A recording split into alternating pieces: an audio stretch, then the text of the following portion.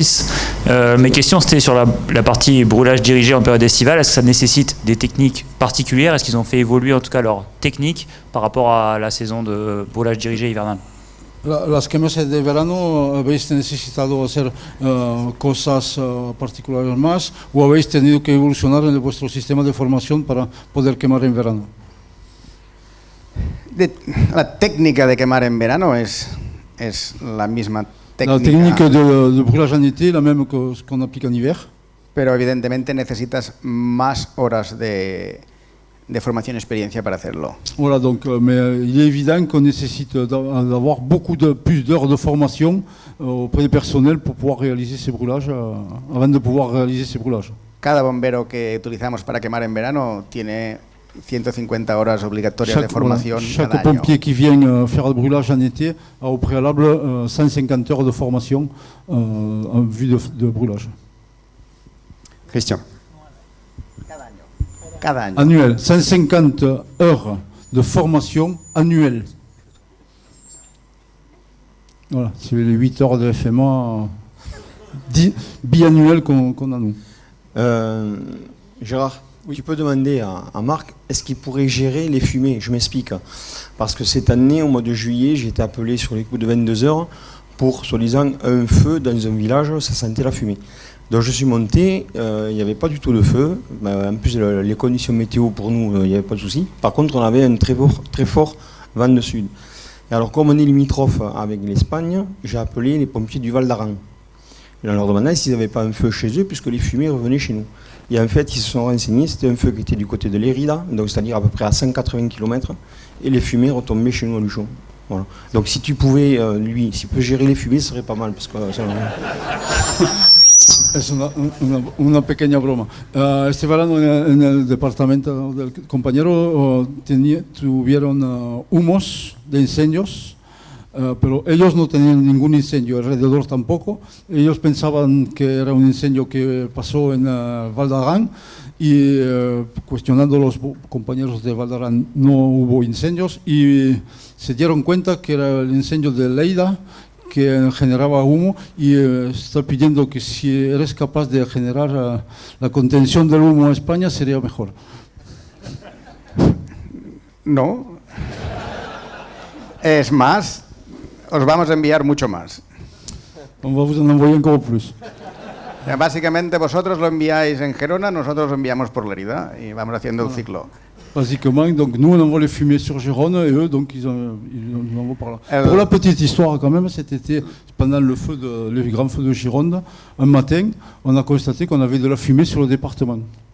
Sí, on ne savait pas d'où on venait, on imaginait que imaginábamos que era un incendio de la Rieja. Teníamos humo en el departamento. Y el caso fue que sin viento teníamos el humo, sans vent, on avait le feu. La fumée du feu de Gironde qui nous revenait dessus sur le Narbonnais. Nos dimos cuenta que el humo de Gironde nos llegaba, sí. Aunque no había mucho viento, nos llegaba en el departamento. Una cosa es el fuego de Lérida, que el compañero la zona de Lleida, ce que tu abordes. Es un incendio son 3.000 hectáreas. C'est un incendie de 3.000 hectares. Que dejamos quemar. Qu'ils ont laissé brûler. Es un incendio, ese día teníamos 28 incendios simultáneos de rayo en Pirineos. Ce jour-là, on avait 28 départs de feu simultanés dus à des éclairs, des impacts de foudre dans les Pyrénées. Donc cette zone-là, ils l'ont laissé brûler. De los cuales 7 estaban clasificados como un gran incendio y tenían pirocúmulo. Voilà, donc dans ces nombres de mises à feu dus aux impacts de foudre, il y avait 7 incendies identifiés comme potentiellement grands incendies et générant des pyrocumulus, ou pouvant générer des pyrocumulus. Entonces, lo que establecimos fueron ejes de contención. Donc ce qu'ils ont réalisé, c'est des axes de contention en périmètre. Quemamos los ejes de contención. Donc ils ont réalisé des axes de contention, ils ont brûlé ces axes de contention. Y dejamos quemar, por eso teníais. Voilà, ils ont laissé arriver le feu dessus. T'as Benoît. Allez, une dernière question. Merci. Alors, j'aurais voulu savoir, effectivement, donc j'ai bien compris la situation et la technique. Qu'en est-il de la réaction des financeurs, de la population que leurs pompiers laissent brûler ou voilà. Bien entendido el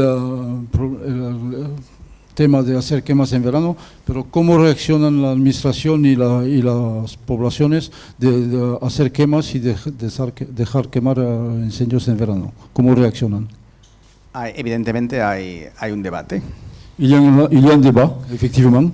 Pero básicamente la única manera que tenemos de parar ciertos incendios Básicamente, la seule façon que nous aurons d'arrêter certains incendies es trabajando esas estrategias, porque de otra forma perdemos los incendios sistemáticamente. Voilà, donc c'est de travailler sur cette stratégie, car sinon on perdra systématiquement l'avantage de pouvoir contrôler le feu.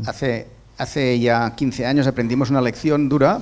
Donc il y a 15 ans, on a appris une dure leçon, on en a parlé tout à l'heure. Cuando tú le dices a tu gente que estás haciendo lo que puedes y tu gente ve que el incendio sigue quemando, la gente pierde confianza. Voilà, ce qui se passe, c'est que quand tu expliques à tes collègues ou à tes gens que nous sommes en train de perdre la situation, de perdre le contrôle de la situation, eh bien, ce qui se passe, c'est qu'au bout du compte, tes collègues perdent confiance en toi. Pero en cambio, cuando tú le dices qué es lo que va a pasar, por muy malo que sea, y eso se cumple, tú tienes credibilidad. Donc par contre, si tu es capable d'expliquer ce qui va se passer, donc d'avoir une analyse fine de ce qui va se passer, expliquer à tes collègues ou à ces personnes ce qui va se passer et ce qui se passe réellement, ça renforce la crédibilité de celui qui donne l'explication. Entonces, cuando el cuerpo de bomberos tiene credibilidad, cuando tenemos credibilidad, donc en fin de compte, quand le corps des pompiers a une crédibilité certaine, puedes proponer diferentes alternativas de solución de un problema. Voilà. On peut proposer des alternatives différentes pour solutionner le problème. Y las puedes discutir con tu población. Et on peut les aborder également avec les populations, avec les gens au niveau local. Y con eso consigues aproximar la decisión estratégica a la población en lugar de decidir en un sitio cerrado. Et donc c'est là où on est capable d'expliquer à la population ce qui va se passer et de pouvoir mettre en place ce qu'on veut faire, au lieu d'aller prendre une décision dans un bureau, dans un simple bureau entre quatre murs et d'appliquer sur le terrain. Si on est capable d'expliquer à la population ce qu'on va faire, ils sont capables de l'entendre au bout d'un certain temps, si on est crédible, bien sûr. Pues el verano pasado, por ejemplo, uno de los fuegos que teníamos en Pirineo L'année dernière, un feu qu'on a eu dans les Pyrénées, era en el Parque Nacional de Aigüestortes donc il était dans le parc national des Torques. y terminó quemando casi 100 hectáreas. Il a terminé, la surface terminale était aux environs de 100 hectares. Es el incendio más grande del Parque Nacional en el último siglo. Donc c'est le plus grand incendie dans le parc national depuis le dernier siècle. Pero no enviamos ningún bombero, ninguno. Mais ils ont envoyé personne. Y el incendio se limitó naturalmente en sus límites naturales. Donc par l'analyse, donc ils ont envoyé aucun moyen au contact et l'incendie s'est arrêté tout seul sur les limites qu'ils avaient identifiées et qui est arrivé dessus, il s'éteint tout seul. Esto es posible porque le dijimos a la población que teníamos que apagar los otros rayos pequeños porque esos no tenían límites naturales. Donc ça a été possible parce qu'ils ont été capables d'expliquer aux populations que les autres incendies qui étaient actifs, eux, allaient générer des incendies de haute intensité, de grande surface, et que leur priorité était là plutôt que de ce feu-là, même s'il était à l'intérieur d'un parc naturel. Entonces, básicamente, esto permite elaborar esas estrategias que son compartidas con la población y empezar a progresar. Voilà, donc c'est cette façon de voir, c'est une gestion qu'il est possible d'aborder et d'expliquer avec la population et qui nous permet de progresser, de pouvoir développer une autre stratégie de lutte contre les feux de forêt. Merci encore, merci mille fois. Je suis désolé, je sais qu'on presse un peu tout le monde, mais on a un programme très chargé.